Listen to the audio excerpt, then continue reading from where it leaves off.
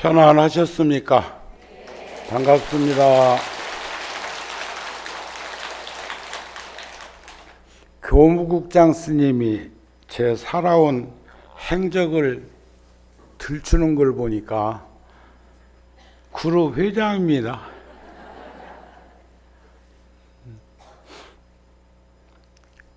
그래도 한 번도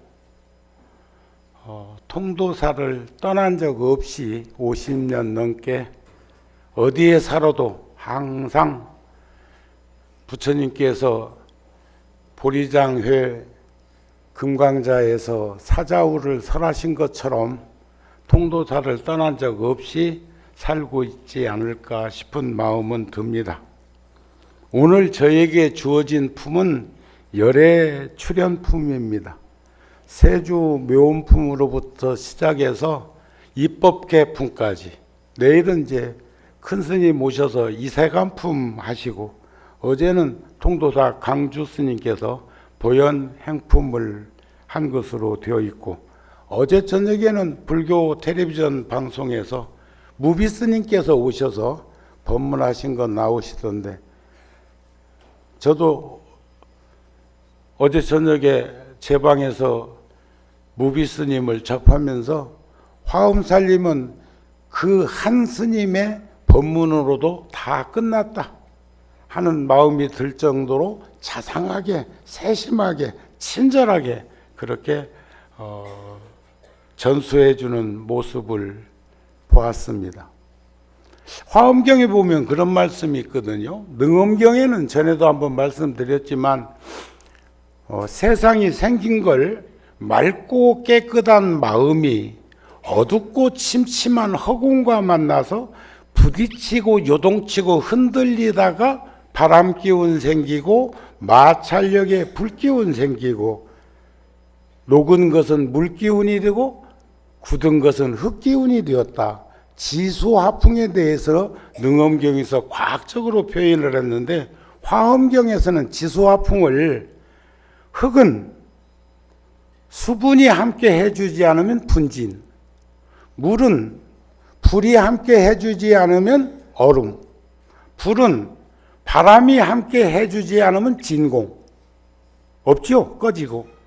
바람은 흙이 함께 해주지 않으면 바람이 없는 것을 더 접근해서 들여다보면 지수화풍에는 전체의 원소든 입자든 간에 전부 다 지수화풍이 함께 함유되어 있어 공생 공유하고 있는 것을 화엄경에서는 그렇게 표현을 하셨네요. 열애 출연품은 글자 그대로 열애 출연이에요. 열애 출연. 어저께 그 무비 스님은 제가 통도사에서 강조하실 때도 76년도에 함께 살기도 했지만, 제가 통도사에서 소임 볼 때 오대산에서 77년도 겨울에 단어 큰 스님 모시고 화엄학을 공부할 때, 그때 53명이 우연하게 운집된 대중, 본강 대중이 53명이었어요. 그 중에는 통도사 스님이 제일 많았습니다. 통도사 스님들이. 큰절은 큰절이요. 이번 그 화엄살림 법사 스님들 가운데서도 여러 분 거기에 함께 동참해서 공부했던 스님들이 계십니다. 대방광 불화엄경 30질 열애 출연품이로다.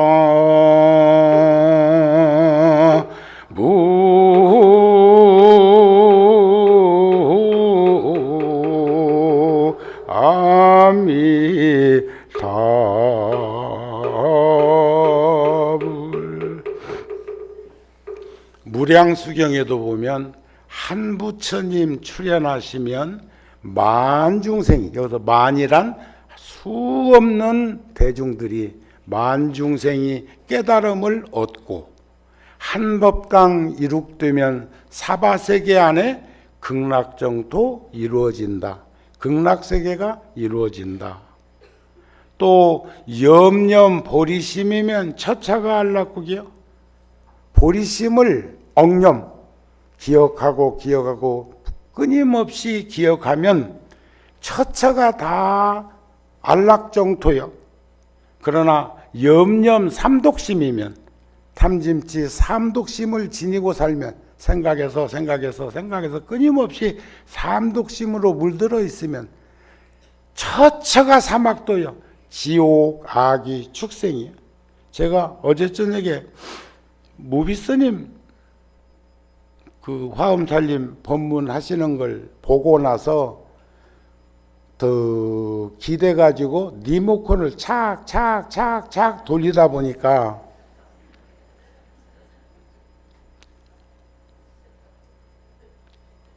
갓 오브 이집트라고 하는 영화 채널에서 하더라고요. 갓 오브 이집트. 보신 분 있으면 손들어. 저기 한 분, 그 보살님한테 박수 한번 보내줘.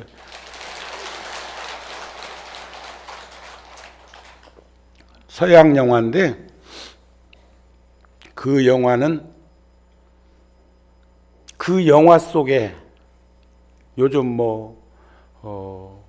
지장전에서 벌어지는 걸 영화로 만든 게 어제 보니까 1200만 명이 관객 동원했다는데 갓 오브 이집트는 지옥, 악귀, 축생, 아수라, 인간, 천당이 천신 그 육도 중생들을 장악하고 있는 천신들이 아수라 같은 전쟁을 하고 그래서 모든 다음 생의 결과물은 금은 보화를 얼마나 좋은 귀중품을 갖다가 바치느냐에 따라서 좋은 세상으로 가기도 하고 이게 사바사바를 잘하면 천당도 가고 뭐 가져오는 게 없으면 지옥으로 떨어져 버리고 잘 살고 못 살고는 아무 상관이 없어. 그러나 그 내용은 다운받아서 가서들 자식들 보고 야 스님이 뭔 영화를 하나 보라던데 갓 오브 이집트 피라밋과 파라오 이야기를 구성한 건데 그 영화를 보면 끝년에 가서 그런 말 나옵니다. 선행과 연민심과 너그러움으로 살아야 너그럽게 살아야 좋은 세상에 내 생이 좋은 곳으로 보장받지 금은보와 칠보를 아무리 갖다가 주어도 그가 그런 세상으로 가는 시대는 거짓이다. 이렇게 표현하는 대목이 나와. 그런데 그것을 중국에서는 번역을 어떻게 했느냐면 선행, 자비, 포용 번역을 그렇게 했더라고요. 선행과 올바로 사는 거죠. 그 다음에 연민심은 대자, 대비, 자비심이요. 자비심과 그리고 너그러움을 우리말로는 너그러움이라고 하는 말을 중국말로 번역할 때는 포용으로 했대. 포용력으로 했더라.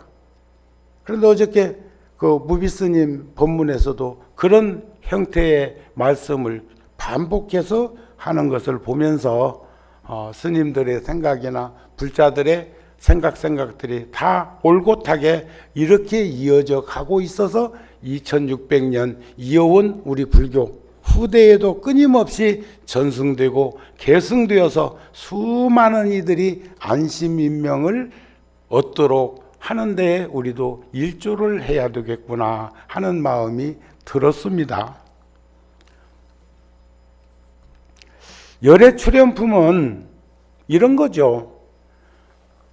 세조 묘원품으로부터 시작해서 수없이 부처님이 깨달음의 무상정등 정각의 이름을 세상에 보여주고 보살들로 하여금 찬탄케 하고 실행에 옮기도록 하는 것이 이제 내일 모레 그 입법개품에서부터 선제동자가 53명의 선식을 찾아 구법여행을 떠나는 것으로부터 이루어지는 것을 보게 되는데, 제가 오늘 오후 시간에는 정우 스님의 구법여행기를 여러분들한테 전해드리려고 하니까 예고편 듣고 나서 자 담대히 살피세요. 날씨가 무척 춥네요.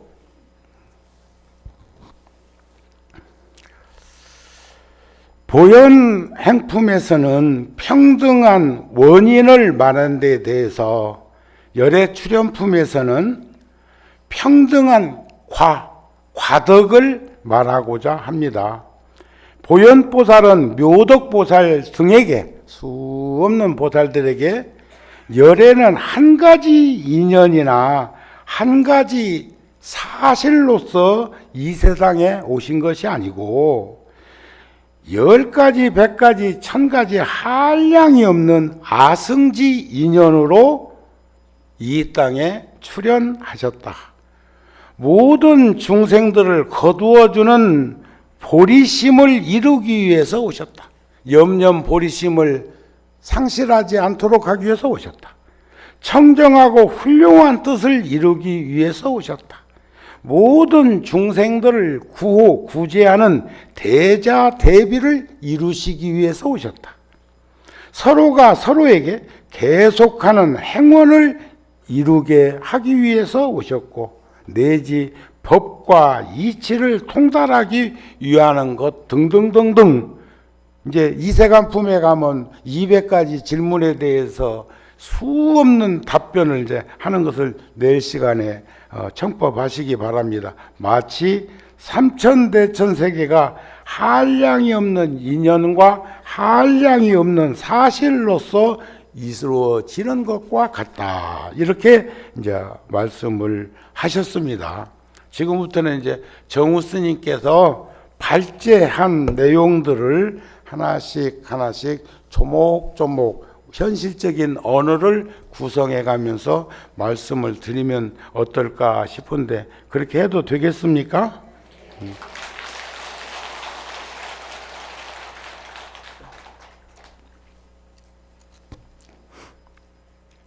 몇 년째 안경을 써도 불편하고 안 써도 불편하고 그렇네. 조리개를 조금 쪼으면 안경을 안 써도 보이고, 또 지금 이 가져온 것은 근시, 원시, 난시에 적합한 게 아니고 돋보기입니다. 돋보기. 지금 들고 온 건 돋보기요. 부처님께서 이 땅에 오신 참 뜻이 있습니다. 부처님이 왜 오셨을까요? 진리의 실상인 생명력을 열어서 보이시다가 중생들이 모두 다 깨달음의 세계로 들어올 수 있도록 하기 위해서 이 땅에 출현하셨다. 이것을 전문적인 언어로 계시오입, 10개자 보일시자, 깨달을 오자 들립자. 그러니까 깨달음을 보여서 보는 자로 하여금 깨달음의 세상에 들어올 수 있도록 하기 위해서 왔다. 여러분들도 이 추운 날, 지금 세종시는 오늘 영하 20도고, 저 파주 포천 쪽은 25도고, 여기는 한 10도 나갑니까? 8도나 10도나 이건.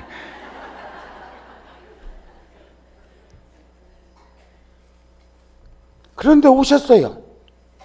그건 신심이라는 생명력을 가지고 있는 이들이 발심해서 온 거예요. 마음 일으키지 않았으면 천리길도 한 걸음부터라는데 여기 올 수가 있나요? 지금도 갈까 말까 다 해라 하고 뒤척이다가 지금 잠든 이도 있을걸. 그 전에 서울에서 보면 성지순례를 매달 이렇게 가고, 많이 갈 때는 한 50대 넘게 간 적도 있고 그러는데, 요즘은 그것도 니절내절 할 것이 다 댕겨가지고 이제는 인연 따라서 이렇게 누가 가자고 하면 도반이 가자고 하면 그절로도 갔다가 저절로도 갔다가 해. 여기도 뭐 전부 통도사 불자예요? 통도사 불자 맞아. 그러나 통도사 신도는 내서 안 됩니다. 응? 신도하고 불자하고 달라요. 불자는 부처님의 제자들, 부처님의 아들딸인데 신도는 어딘가 이렇게 묶여 있는 것 같아. 구속되어 있는 것 같아. 집착하고 있는 것 같아. 지하이면 뭐 안 되는 일이 있는 줄 알아. 응? 그런데 이제 결국 우리는 화엄경의 구성은 십바람일입니다.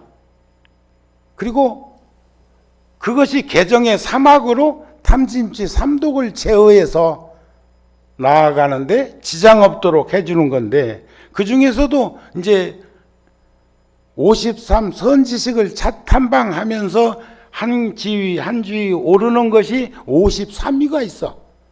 십신, 십주, 십행, 십효양, 십지, 등각, 묘각, 그리고 무상정등 정각, 보현행원이 이루어지는 자리죠. 그래서 53 선지식을 통해서 선제는 53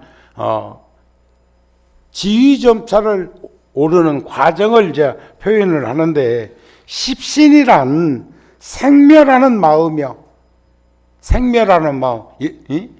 그래서 우리가 축원할 때마다 우리 주지스님이, 주지스님하고 지금 영배 스님이신 주지스님하고 제 앞에 주지하신 현문스님하고 또 저하고 동시대 인물이기도 하고 나이도 비슷하고 출가도 비슷하고 그리고 50년 이상 친한 도반으로서 이렇게 늘상 함께 탁마하면서 사는 스님이신데, 나는 영배 스님이 이렇게 연부를 잘하시고 영배 스님이 이렇게 축원 잘하시는 거 몰랐어?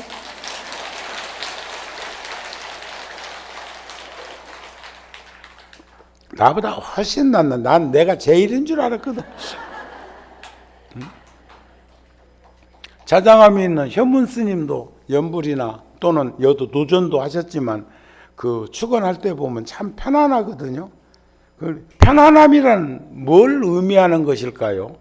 거기에는 순백색의 따뜻함이 배어 있다는 그런 말씀이 아닐까 싶은 생각이 듭니다. 그러니까 십신이라고 하는 그것은 생멸하는 마음이야. 그래서 축원할 때마다 일일일야에 만사만생 여의원만 성추지대원 하는 것도 하루에 10,000가지 생각이 일어났다 소멸되고 일어났다 소멸되는 그런 걸 다 부처님이시여 불보살님이시여 저희들에게 이루어 주게 하십시오 하는 것 참 과해도 너무해. 그런데도 부처님 거기에 대해서 이런 망고 싫다 좋다 하지 않고 다 경청해 주시는 걸 보면 부처님은 굉장하신 분이요.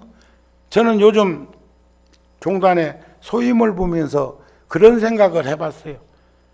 여기저기 많이 방문을 하는데 2600년 전에 이 땅에 오셨다가 열반하신 지가 2561년이나 되었는데 2500년이 지났는데 아마 세상에서 지구상에서 가장 재산 많으신 분이 서가모니 부처님.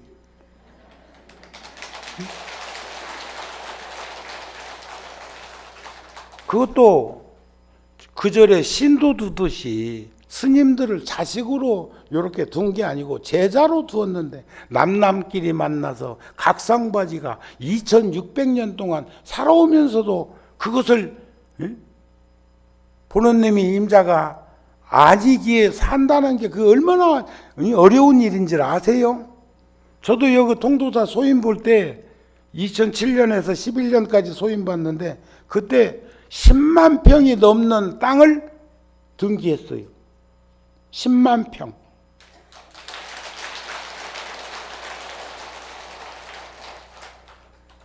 아이고 10만 평이라고 하니까 통도사 땅이 얼마나 많은데 10만 평 갖다 명함 내놓으려고 또 이런 그게 주로 어른 스님들이 평생 동안 근검전략하게 사시고 검소하게 사시고 제자들이나 불자들이 금압이나 약값으로 주셨던 것을 다 모아놓으셨다가 그랬다가 사중에다가 제우답으로 사 들여놓고 가셨는데 사찰에서는 저 소인 볼 때만 해도 사찰에서는 전답 임야나 대지는 등기하는데 지장이 없지만 논밭 등기하는 것은 되지 않았어요. 그런데 여러분들이 울타리가 되어서 자산이 되어서 제가 그것을 농림부에 승인받을 때 식당에서 공양하는 사진을 찍은 것은 요즘 사진이고 과거에 통도사 지금 원동방 밑에 1000명이 공양을 일시할 수 있는 그런 식당이 이루어지기 전에는 우리 이렇게 날씨가 춥고 날이 굳고 비바람이 치고 눈보라가 휘날려도 쪽마루 편에 앉아가지고 우리 공양 웅크리고 앉아서 공양하던 그런 모습도 눈에 선합니다. 그게 불과 10수년 전 일 아닙니까? 그랬는데 그런 사진들을 다 찍고 스님들이 요즘은 영농 법인도 있고 또 통도사는 기계농으로 농사를 많이 짓고 있지만 우리 청년 시절까지는 우리가 가가지고 모내기 다 하고 벼 다 비고 그런 시절이 있었어요.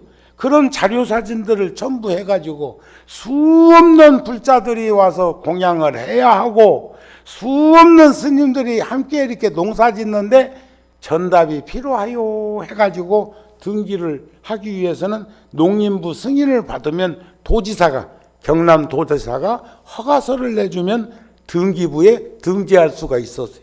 그걸 제가 전부 다 했습니다.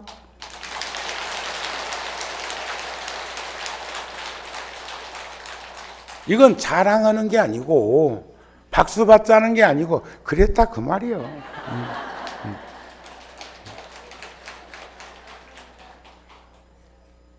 그런데 한 부처님 출연하시면 만중생이 깨달음을 얻는다고 하는 이 좋은 옥토에서 농사를 짓지 못한다면 불종자는 어디다 갖다 두었느냐 하는 말을 하고 싶은 거예요.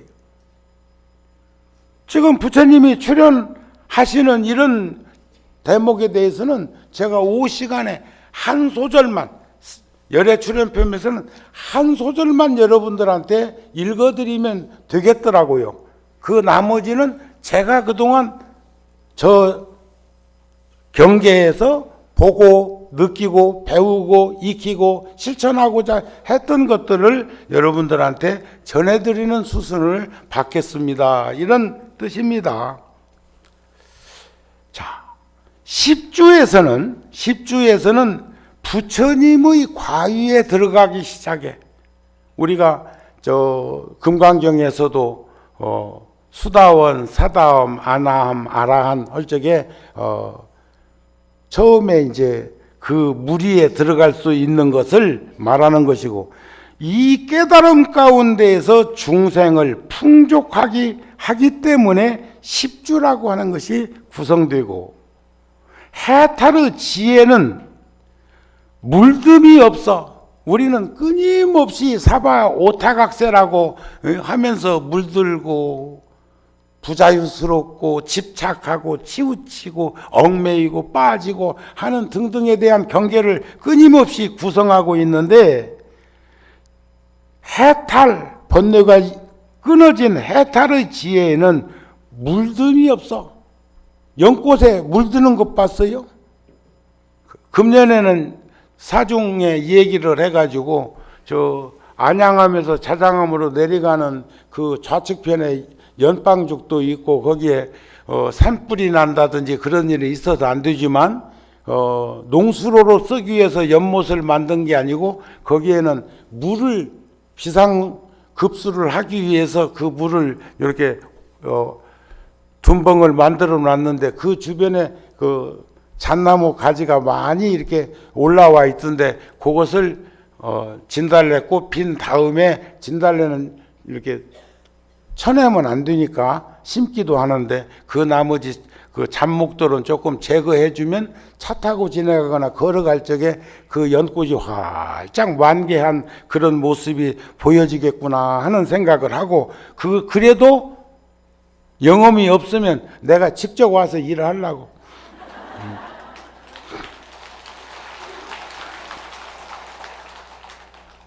그래서 이를 십행이라고 하고 해탈하는 행으로 돌이켜서 나고 죽는 생사대해 속에 들어가는 것이며, 사바세계에 두루두루 하면서도 널리 모든 중생들을 이롭게 하기 위해서 십회왕을 전개했다. 항상 나고 죽는 가운데에서도 대자 대비를 장양함으로 십지라 이름한다. 몸과 마음이 안한팍이 없어. 어제 아래는 전강도 스님 제자인 송담 스님 법문이 텔레비전에 나오던데 그러시대요. 이 몸뚱아리는 들여다보면 피, 고름, 오줌, 물, 이런 걸로 되어 있고, 바깥에 것은 한 가지도 영원한 것이 없는데, 내 이 몸뚱아리도 지수화풍으로 이루어져 있는 이 몸뚱아리도 숨 하나 안 쉬면 내 것이 아니고 관리할 수가 없는데, 어째서 바깥 경계에 매여 가지고 이다지도 우리가 곤궁하게 세상을 살아야 하느냐 하는 자탄의 말씀을 하시는 걸 보면서 그것을 사무치게 느끼는 저 자신도 공부가 된 것일까? 아니면 나이 먹은 탓일까? 이런 생각이 들었어요. 저는 한 2주 전에 직지사 조실이신 노건 큰 스님께서 90세의 일기로 열반에 드셔서 종단장을 하기 때문에 제가 집행위원장이 되어서 직지사에서 며칠 있었습니다. 근데 그곳에서 제가요, 저를 통도사 보내주었던 스님을 만났어. 늘 그 스님 보고 싶었지만 내가 오후에 해주려고 그랬는데 그랬는데 그 스님을 내가 84년도에 조계종에서 작은 소임을 보고 있을 때 우연히 그 스님을 조계사 뜰락에서 보고 반가운 인사를 드렸지만, 그때야 제가 약관 30살 조금 넘었을 때니까 그냥 지금 선제가 길을 가다 보니까 전후좌우 살피지 못하고 그냥 간 형국이 되었는데, 이번에 그 직지사에서 그 스님을 저녁에 문상 온 그 스님을 다시 만났으니까 30몇 년 만에, 33, 4년 만에 다시 만난 거예요. 그러니까 50년 전에 저에게 돈을 500원까지 주면서 통도사 은사 스님께 쪽지 편지를 써서 주고, 용산역에 가서 완행열차를 타고 물금역에 가서, 물금역까지는 기차표 값이 190원이었고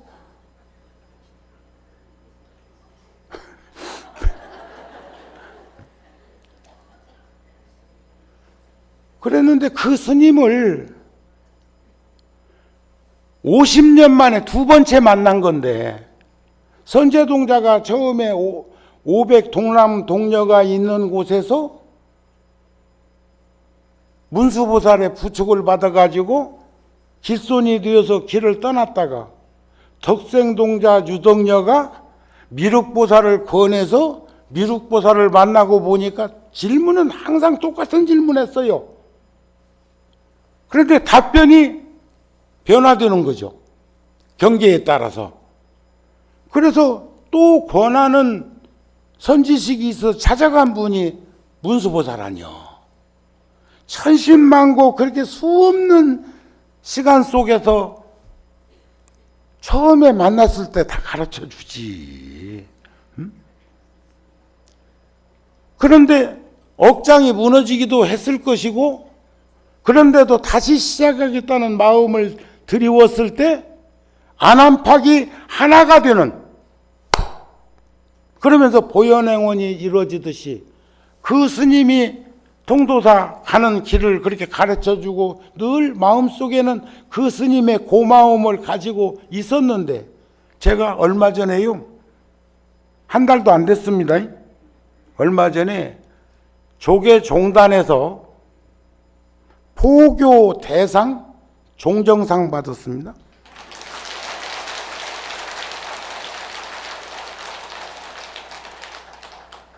포교는 누구 포교 않는 스님이 있어? 다 포교해. 그 참 그냥 걸어가는 스님들의 모습만 봐도, 저는 제 걸어가는 그림자만 봐도 정우 스님 똑 닮았던데. 응? 언제부터니까 그림자도 정우 스님이 돼. 그림자 보고도 지금 정우 스님 그림이라는 거 알겠더라고요. 여러분들은 모르세요? 맞다, 그런 건 또 알아? 어지간히 오래 지켜봤던가 봐. 응? 그랬는데 제가 대중들 앞에서 소감 한마디를 하라는데 말 못했습니다. 말 못한 연유는, 처음에는 나는 쓰나미가 몰려온 줄 알았어. 쓰나미가. 그 짧은 시간에 종정 대상, 가장 큰 상, 국가로 말하면 무궁화 훈장입니다. 종정 스님이 주는 그 상을 받았으니까 애썼다 그 말 아니야. 수십 년 동안 한 자리에서.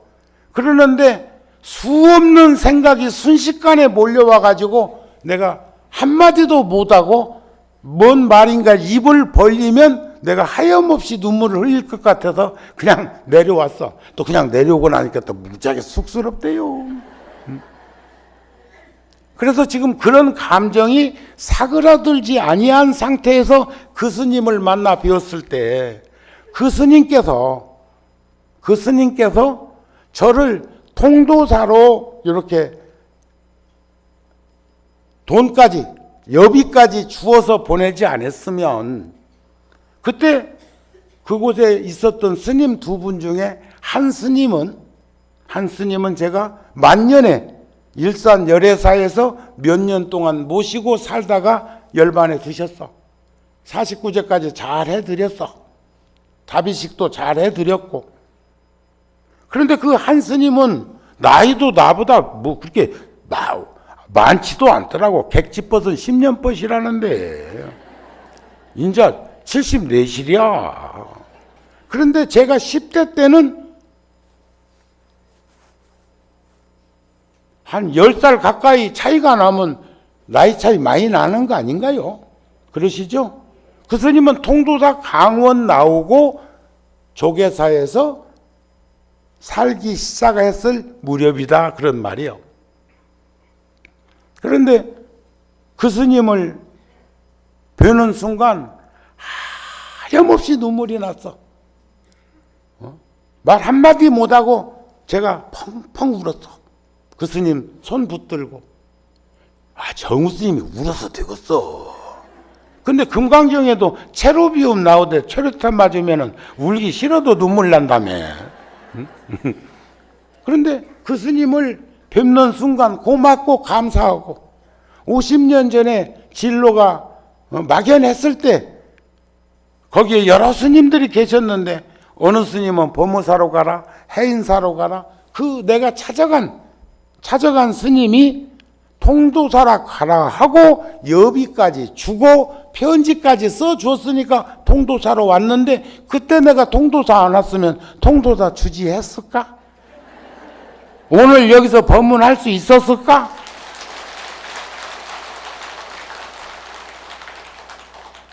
원통방 밑에 식당 만들었을까?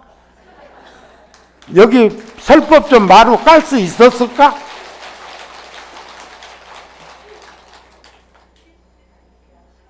참 인연이라는 게 옷깃만 스쳐도 지중한 인연이라고 한 그 인연의 소중함을 그 스님을 뵙고 싶었거든요.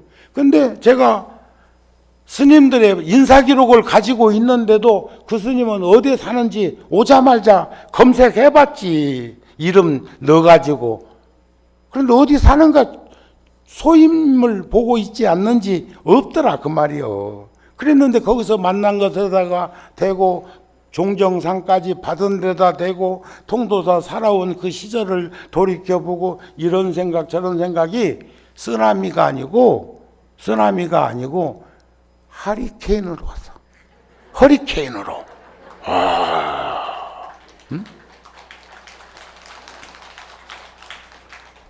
우리는 몸과 마음이 안과 밖이 없어. 그런 삶을 살아야 될 텐데 십행세계가 다 걸림이 없는데 일체가 다 설림이어서 모든 부처님과 함께 평등할 것인데 우리는 분별식심으로 수없는 생각들을 그렇게 일으키면서 살고 있는 것이 아닐까 싶은 마음이 들어지더라 그 말이요. 오후에 여기 참석 안 해도 돼요. 내가 오늘 오후에 해주고 싶은 얘기가 나와버려갖고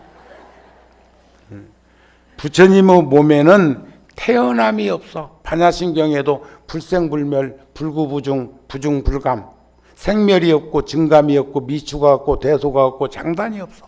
전후가 없고 좌우가 없는 그 올곧한 자리가 청정 법신의 자리인데 어찌 부처님이 생로병사를 보이셨을까?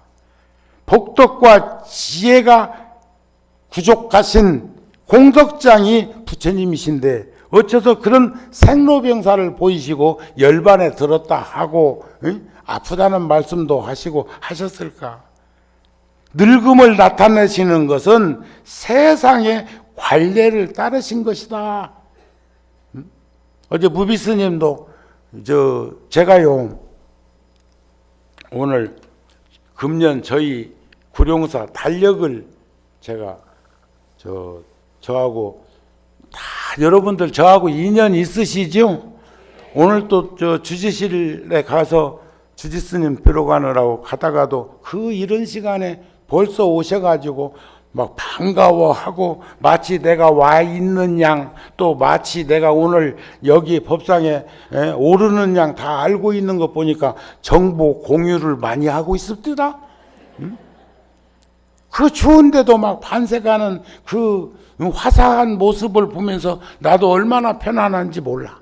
오늘 정우 스님이 여러분들하고 인연을 이렇게 맺고 있는 그 상태이지만 그러나 제가 달력을 하나 갖다가 카메라에 우리 방송국 쪽에 주고 싶었던 것은 금년 달력 표지에 부다가야 보리수 나무를 제가 사진으로 한 20여 년 전에 찍어놨는데 슬라이드 필름이기 때문에 까마득히 잃어버리고 있었는데 작년 겨울에 달력 작업을 사진 작업을 하다가 그 사진을 발견하게 된 거예요. 인연이 있어야 만난다니까. 지금 여기 다 있어도 여기 지금 기둥 뒤에 지금 있는 이도 있다. 이렇게 보면 아무리 봐도 안 배우는 이가 있어. 그러면 텔레비전으로 보지 뭐 여기까지 뭐 들어왔는 거? 우린 이렇게 직접적으로 라이브 콘서트 하듯이 돈 비싸게 주고 노력해가지고 거기 가는 건 직접 들으려고 가는 것이지 뭐 CD로 들을 것 같으면 뭐 여기 뭐 들어와? 그런 거 아니요? 그런데 이 식물도 생각한다고 그래 그 해는 가물었던지 본래 인도에 있는 보리수는 부처님이 열반하셨을 때 사라쌍수 나뭇잎이 부처님이 열반하셨을 때 눈송이처럼 우두두두 떨어졌다고 그러는데 보리수잎도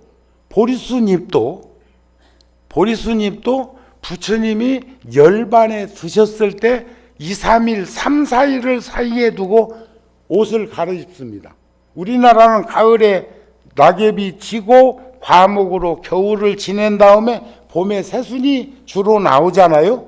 그런데 부다가야 보리순잎도 이파리를 그대로 매단 채 잎을 떨어뜨리고 새순이 나오는 것이 대다수의 관례인데, 그해 겨울에 가물었던지 날씨가 추웠던지 에너지를 나무가 지니기 위해서 이파리를 떨어뜨려 주고 나서 제가 순례할 때 이파리 하나가 부처님처럼 금광자에 사자후를 하시기 위해서 앉아 계신 것처럼 내가 치켜들고 사진 한 카트를 찍으려고 하는 보리수나무에 큰 이파리는 한 잎이고, 그리고 수없는 나뭇잎들이 막 촉수를 틔우기 위해서 우음을 틔우는 그런 것이 목격돼 가지고 차가닥 한 카트 찍었던 사진을 금년에 제가 달력 표지 사진으로 제가 여러분들에게 선물하고 싶었던 거예요. 아마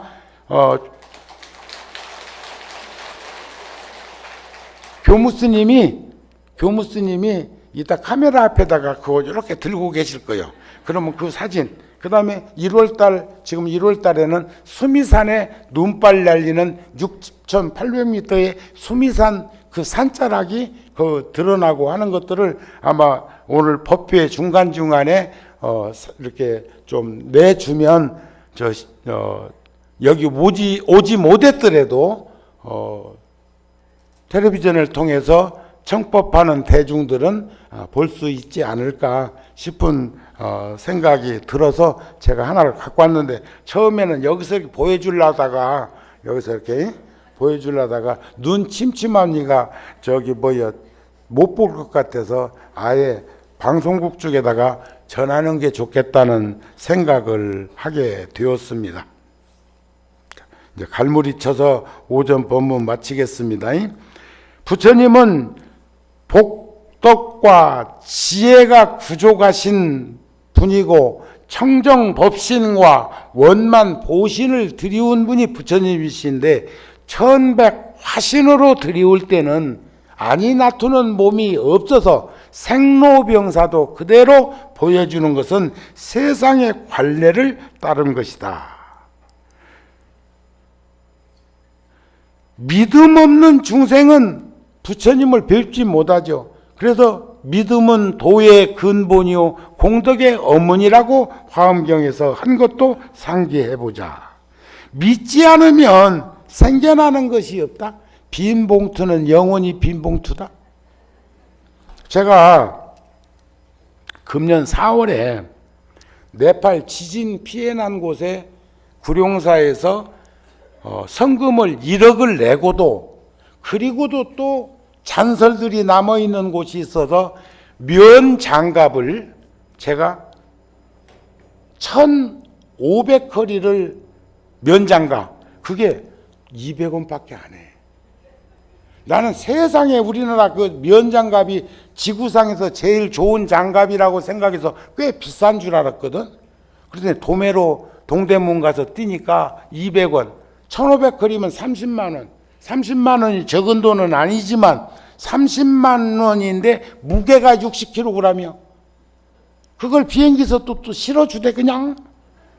그래서 이제 그 장갑을 가지고 가서 오지에 가서 그 일하는 곳에 장갑을 주고 나면 뭐 이렇게 졸 같은 거 깨다가도 덜 다치지 않을까 싶어서 이제 가지고 가서 돈도 좀 가지고 가서 그쪽에 이제 사찰과 학교 복원하는데도 좀 이렇게 인연을 맺고 하는데, 그 지역에 있는 절에 학교를 짓는다고 해서, 절에서 운영하는 학교를 짓는다고 해서 지원하려고 몇 명이 갔는데, 제가 가니까 이렇게 법상에 떡 저한테 앉으라고 하더니 그 동네 사람들 다 나오고 청소년 다 나오고 학생들 다 나오고 그 절에 스님들 다 나와서 저한테 이제 전부 인사를 하는 거예요. 근데 한 7살이나 되어 보이는 어린 사미가 쫄밋쫄밋 하면서 다른 사람은 큰 그 신천을 나한테 척척 주고 봉투도 하나씩 주는데 그 스님이 가지고 온 천은 요만이나 할까? 그런데 뭔가 쫄깃쫄깃 하는데 이 속에는 뭐가 들어있는 것 같아요.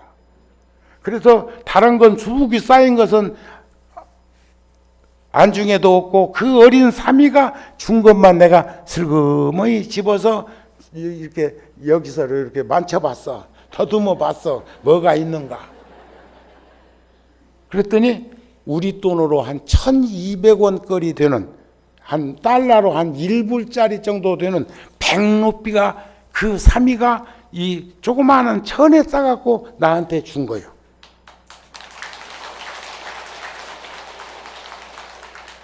그래서 제가 마당에 나와가지고 내가 요것을 나에게 준 어린 스님이 누구냐 했더니, 나이 드신 스님이 그날에도 아침에 정우 스님 온다고 어린 사미가 자기한테 와서 돈 200원만, 200루피면 우리나라 한 2,400원, 200루피만 빌려달라고 그러더랴. 그 어린 것이. 지는 없으니까 다음에 보시금 들어오면 주겠다 그 말이지.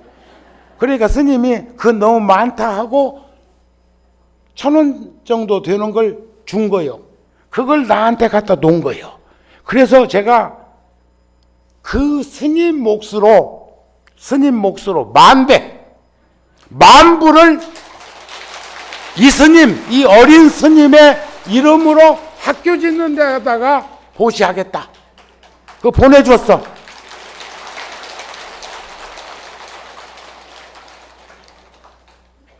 스님한테 1,000원짜리 하나 시주해갖고도 1,000만 원의 공덕을 물려받는데, 불보살님한테 시주하고 보시하고 공양 올리면 얼마나 큰 복력이 우리들에게 돌아올까는 상상이 안 되는데 빈 봉투 가지고 납대려고 하냐 이 말이요. 있는 것 좀 나눠 씁시다. 응? 통도사에 시주하고 보시하면 소임자들이 잘 못 와서 값지고 소중한 곳에 더 잘 쓰여질 수 있도록 해 주실 거라는 믿음을 가졌으면 합니다. 아셨죠?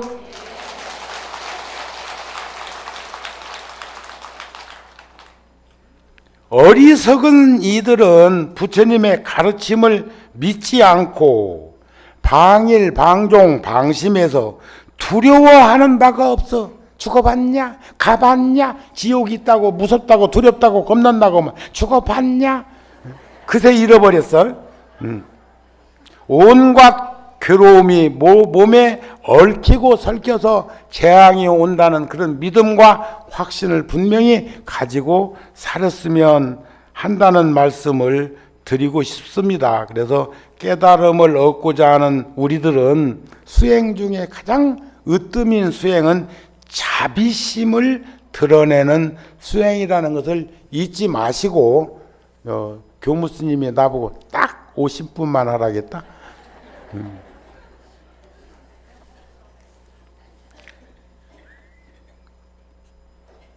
오늘 오전만 듣고 가도 본전치기는 했겠지 뭐.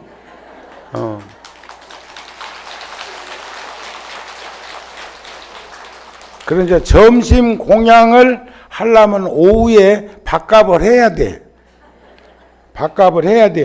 그러니까 점심 공양 않고 가면 오전 걸로 한 거고, 이제 믹사가 된 거고. 아셨죠? 하여튼 늘 여러 불자들이 있어서 기쁘고 고맙고 자랑스럽고, 정우 스님이 무슨 지중한 인연이 있어서 통도사로 출가할 수 있어서 여러분들과 불보종 차린 정멸보궁에서 금강계단에서 이런 화엄살림을 할 수 있을까 하는 마음을 가지고 보면 가슴이 벅찹니다. 여러분들 고맙습니다. 성불하십시오.